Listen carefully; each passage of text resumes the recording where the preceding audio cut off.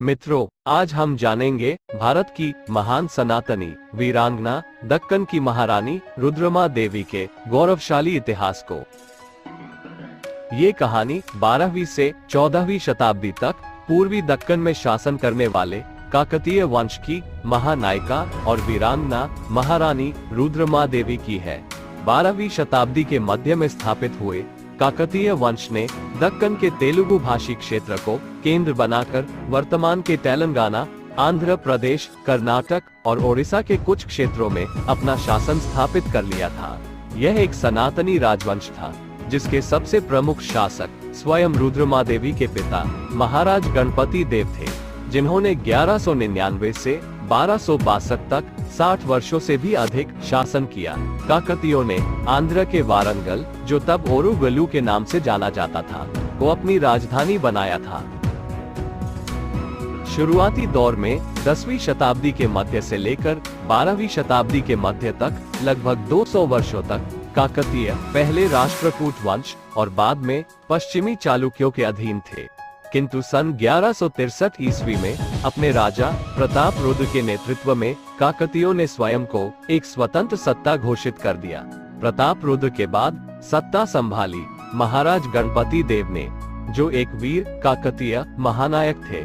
उन्होंने आंध्र, ओडिशा और तेलंगाना के तटवर्ती क्षेत्रों को एक के बाद एक अपने अधीन कर काकतीय को उस काल में दक्कन के एक अद्वितीय शक्ति के रूप में स्थापित कर दिया था। महाराज गणपति देव की 2 बेटियां थीं, कुमारी रुद्रमा और कुमारी जनपमा, किंतु उनका कोई पुत्र नहीं था। इसलिए उन्होंने अपनी दोनों बेटियों को राजपाट और क्षत्रिय कौशल का प्रशिक्षण दिलवाया। इस प्रशिक्षण को रुद्रमा ने बड़ी निपुणता से ग्रहण किया और अपने कौशल और पराक्रम के कारण वे प्रजा के बीच रुद्रदेव नाम से प्रसिद्ध हुई। भली भांति प्रशिक्षित होने के बाद लगभग 1260 ईस्वी में रुद्रमा देवी अपने पिता गणपति देव के साथ सहराजकुमारी घोषित की गई और फिर 1262 ईस्वी में रुद्रमा देवी को काकतीय वंश का स्वतंत्र शासक घोषित कर दिया गया। हालांकि रुद्रमा देवी को सत्ता में आने के साथ ही कई बाहरी व अंदरूनी चुनौतियों और षड्यंत्रों का सामना करना पड़ा। रुद्रमा देवी की शक्ति का गलत आकलन करते हुए उत्तर में गंग और पश्चिम में यादवों ने काकतीय राज्य की सीमाओं को चुनौती दी, किंतु अपने कुशल कूटनीति व सैन्य नीति के बल पर रुद्रमा देवी गंगों को पीछे धकेलने में सफल हुई और वे 1270 के दशक के अंत में गोदावरी नदी से पीछे हट गए। रुद्रमा देवी ने यादवों की भीषण चुनौती से भी अपने राज्य की सीमाओं का रक्षण किया। वहीं अंदरूनी चुनौती के रूप में उनके राजदरबार के ही कुछ लोग एक स्त्री को सत्ताधारी नहीं बनने देना चाहते थे। रुद्रमा देवी के शासन काल में काकतीय राज्य की सीमाएं सुदृढ़ हुई। पश्चिम में देवगिरी के यादव और उत्तर पूर्व में गंग राज्य ने जो दबाव बनाया था, रुद्रमा देवी ने अद्भुत साहस और कूटनीति से उसका उत्तर दिया। रुद्रमा देवी ने अपने शासन नीति के तहत समाज के निचले तबके के लोगों को अपनी सेना में योद्धाओं के रूप में चुना और उन्हें इन सेवाओं के बदले भूमि कर व राजस्व का अधिकार भी प्रदान किया। यह एक महत्वपूर्ण प्रशासनिक परिवर्तन था, जिसका पालन आने वाले समय में काकतीय वंश के अन्य शासकों ने भी किया और बाद में इस नीति को विजयनगर साम्राज्य में भी अपनाया गया था। सन 1273 में काकतीयों के राज्य प्रमुख बने अंबादेव ने रानी रुद्रमा देवी के शासन में काकतीयों के अधीनस्थ होने पर आपत्ति जताई और उसने दक्षिण पूर्वी आंध्र के कई हिस्सों को अपने नियंत्रण में ले लिया।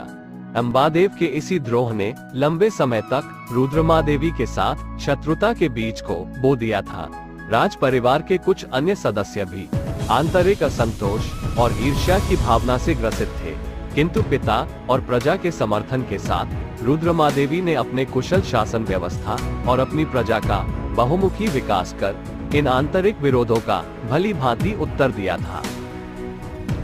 1268 से 1270 के समय में यादव राजा महादेव ने काकतीय साम्राज्य पर कई बार हमला किया, किंतु हर बार रुद्रमा देवी की सेना उन पर भारी पड़ी और वे काकतीय राज्य के सीमाओं को कोई भी हानि नहीं पहुंचा सके। मित्रों, व्यक्तिगत जीवन में भी महारानी रुद्रमा देवी उत्कृष्ट चरित्र और उत्तम संस्कारों से परिपूर्ण थी। उन्होंने सन 1240 में अपने पिता के आज्ञा पर और क्षेत्रीय शांति को बनाए रखने के लिए चालुक्य राज परिवार में वीरभद्र से विवाह किया था।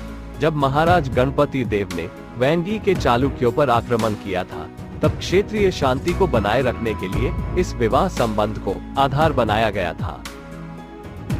इटालियन इतिहासकार तथा यात्री मार्को पोलो ने, जिसने 1289 से 1293 के काल में भारत का दौरा किया था, रुद्रमा देवी के शासन, राज्य व्यवस्था और स्वभाव को उच्च स्तरीय और देवतुल्य बताया है।